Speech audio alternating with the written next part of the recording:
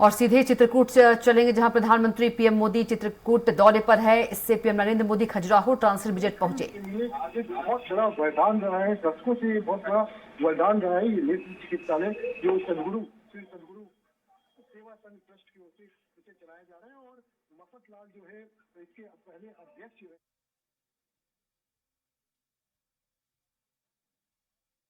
और विस्तार के बाद जो अत्याधुनिक जो सुविधाएं होती है नेत्र चिकित्सा के क्षेत्र में, उसका यहाँ पर जो है धीरे धीरे करके उसको यहाँ पर विस्तार दिया गया। हॉस्पिटल में तमाम तरह के जो है, चाहे वो रहने की व्यवस्था हो, नर्सिंग की व्यवस्था हो, मेडिकल कॉलेज तक की स्थापना की गई जो आंखों से संबंधित है। और आज एक और बड़ा दिन है, आप कह सकते हैं पूरे चित्रकूट के लिए, बुंदेलखंड के लिए, मध्य प्रदेश, उत्तर प्रदेश के तमाम जो यहाँ आसपास रहने वाले लोग हैं।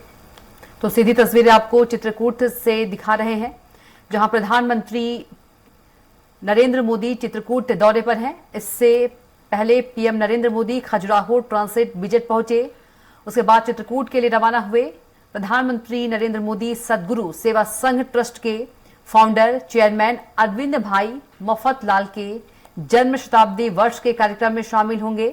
पीएम उनकी समाधि स्थल पर पुष्पांजलि देंगे और नवीन जेकेसी बिल्डिंग का लोकार्पण करेंगे। पद्म विभूषण जगत गुरु रामभद्राचार्य से कांच मंदिर में भेंट करने के लिए जाएंगे। साथ ही बड़ी गुफा रघुवीर मंदिर में पूजा अर्चना करेंगे। इसके साथ ही पीएम मोदी जगत गुरु रामभद्राचार्य की लिखी 3 किताबों का विमोचन भी करेंगे। तो सदगुरु सेवा प्रदर्शनी का शुभारंभ करेंगे पीएम नरेंद्र मोदी।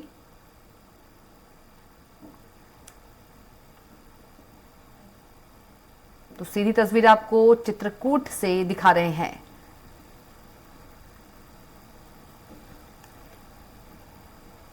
सदगुरु सेवा प्रदर्शनी का शुभारंभ किया पीएम नरेंद्र मोदी ने।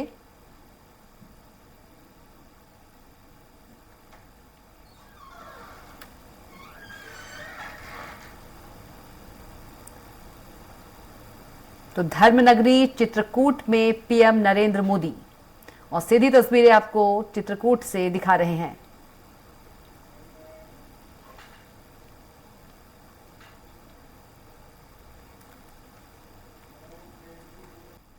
प्रधानमंत्री नरेंद्र मोदी चित्रकूट दौरे पर हैं। प्रधानमंत्री सदगुरु सेवा संघ ट्रस्ट के फाउंडर चेयरमैन अरविंद भाई मफत लाल के जन्म शताब्दी वर्ष के कार्यक्रम में शामिल हुए। पीएम ने उनकी समाधि स्थल पर पुष्पांजलि दी और नवीन जेकेसी बिल्डिंग का लोकार्पण किया। इसके साथ ही पीएम ने सदगुरु सेवा प्रदर्शनी का शुभारंभ भी किया है और पीएम पद्म विभूषण जगतगुरु रामभद्राचार्य से कांच मंदिर में भेंट करने के लिए जाएंगे। इसके साथ ही PM Modi Jagatguru Ram citizen of Bombay award, sir Jahangir Gandhi gold medal for industrial peace, ऐसे अनेकों सम्मान देश के लिए अरविंद भाई के योगदान के प्रतीक है। मेरे परिवारजनों, हमारे यहां कहा जाता है, उपार्जितानाम वित्तानाम त्याग एव ही संरक्षणम, अर्थात हमारी सफलता का, हमारे कमाए धन का सबसे प्रभावी संरक्षण त्याग से ही होता है। अरविंद भाई ने इस विचार को मिशन बनाकर आजीवन काम किया। आज आपके ग्रुप के द्वारा श्री सदगुरु सेवा ट्रस्ट, मफतलाल फाउंडेशन, रघुवीर मंदिर ट्रस्ट, श्री रामदास हनुमान जी ट्रस्ट जैसी कितनी संस्थाएं काम कर रही है। J group of hospitals, blind people association, Charutar Arogya Mandal जैसे समूह और संस्थान सेवा के अनुष्ठान को आगे बढ़ा रहे हैं। आप देखिए, रघुवीर मंदिर अन्न क्षेत्र में लाखों लोगों की अन्न सेवा, लाखों संतों को यहां मासिक राशन किट की व्यवस्था, गुरुकुल में हजारों बच्चों की शिक्षा दीक्षा, जानकी कुंड के चिकित्सालय में लाखों मरीजों का इलाज, ये कोई सामान्य प्रयास नहीं है। ये अपने आप में भारत की उस आत्मशक्ति का सबूत है जो हमें निष्काम कर्म की ऊर्जा देती है, जो सेवा को ही साधना मानकर सिद्धि के अनुपम अनुष्ठान करती है। आपके ट्रस्ट द्वारा यहां ग्रामीण महिलाओं को ग्रामीण उद्योग की ट्रेनिंग भी दी जा रही है। ये विमेन लेड डेवलपमेंट के देश के प्रयासों को गति देने में मदद कर रहा है। साथियों, मुझे जानकर खुशी होती है कि सद्गुरु नेत्र चिकित्सालय आज देश दुनिया के बेहतर आई हॉस्पिटल्स में अपनी जगह बना चुका है।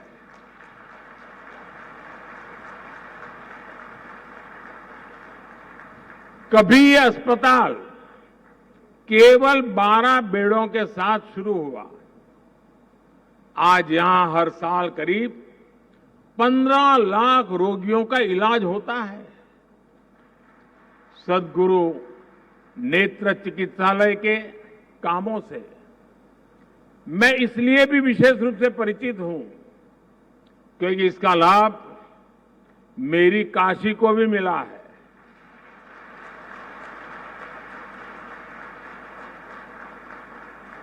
काशी में आपके द्वारा चलाए जा रहे स्वस्थ दृष्टि समृद्ध काशी अभियान, इससे कितने ही बुजुर्गों की सेवा हो रही है।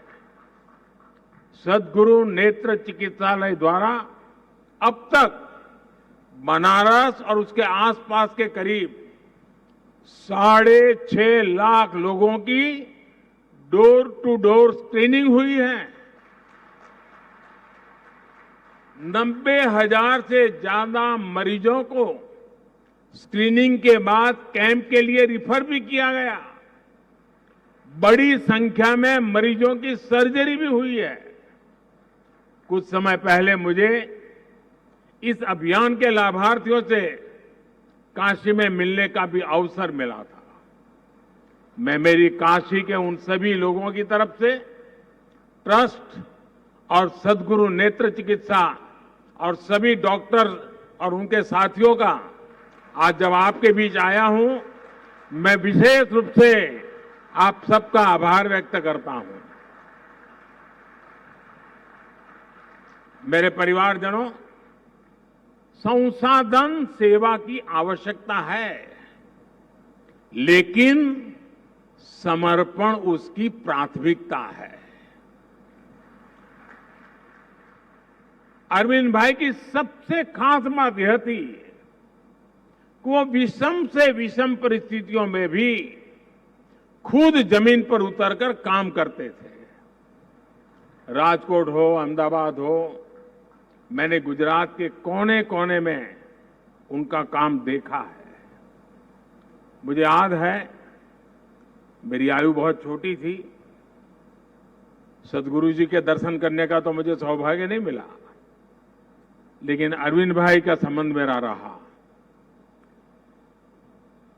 मैं पहली बार अरविंद भाई को मिला कहां, तो गुजरात के साबरकांठा जिले के आदिवासी क्षेत्र भिलोड़ा, बड़ा भयंकर अकाल था और हमारे एक डॉक्टर मणिकर जी थे जिनका अरविंद भाई से अच्छा परिचय था, और मैं वहां उस आदिवासी भाई बहनों का अकाल पीड़ितों की सेवा में काम करता था।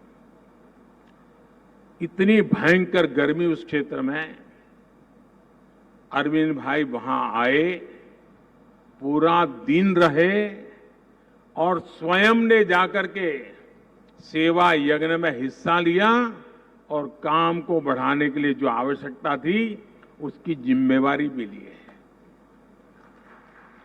मैंने स्वयं उनको गरीबों के प्रति उनकी संवेदना, काम करने की उनकी धगस खुद ने देखा है, अनुभव किया है।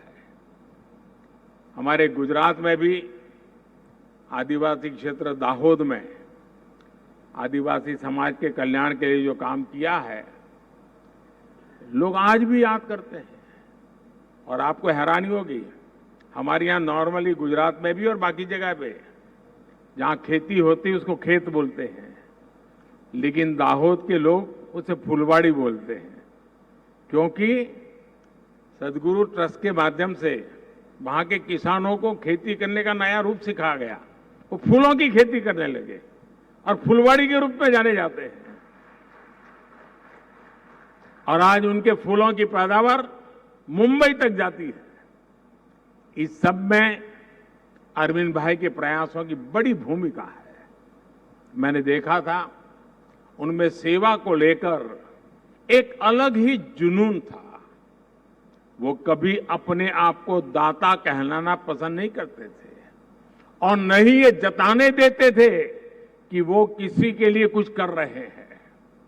कोई दूसरा भी अगर उनके साथ सहयोग की इच्छा जताता था तो वो कहते थे कि आपको पहले काम देखने के लिए वहां रूबरू आना पड़ेगा, उस प्रोजेक्ट को कितना ही कष्ट क्यों न हो आपको आना पड़ेगा और तब जाकर के आप सहयोग के लिए सोचिए, उसके पहले नहीं है।